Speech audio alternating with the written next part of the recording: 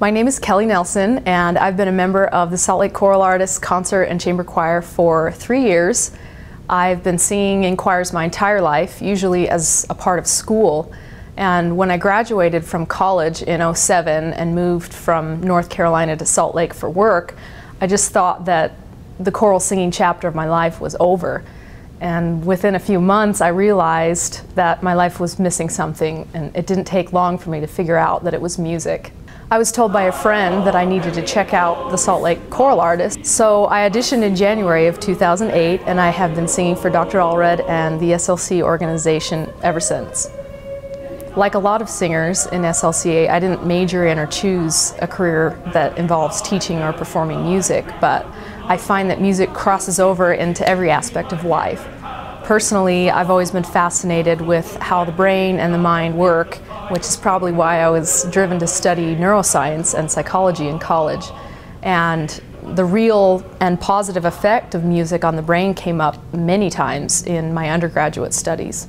I participated in studies that proved that students who study and listen to good music have higher GPAs, enhanced listening skills, they develop faster physically, and even cows and hens produce more milk and eggs when exposed to high-quality music. Currently, the top 3 academic countries in the world are Hungary, Japan, and the Netherlands, and all of them place a very great emphasis on music education and participation.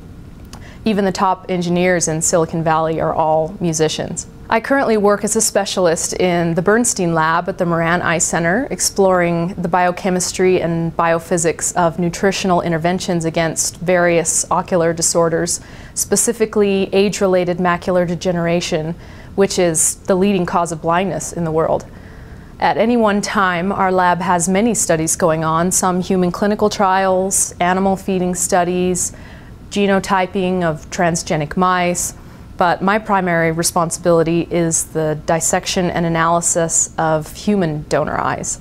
I know it sounds gross and kind of creepy, but human tissue is invaluable to our research, and our lab is currently a leader in the study of the proteins involved in the overall health and stability of the human macula. Being in the SLCA organization and singing on this level challenges me and stimulates my mind in a way that no lab or experiment or class could. In the business world, all the major companies spend a lot of time and money providing their employees with team building exercises and training, but what they should really do is make all their employees sing in a choir, because it's the ultimate team building experience, and I get to do it at least once a week. Being in these ensembles is a big commitment in a lot of ways, but personally I wouldn't have it any other way, because the things that require the most out of us are usually the things that end up giving back the most as well.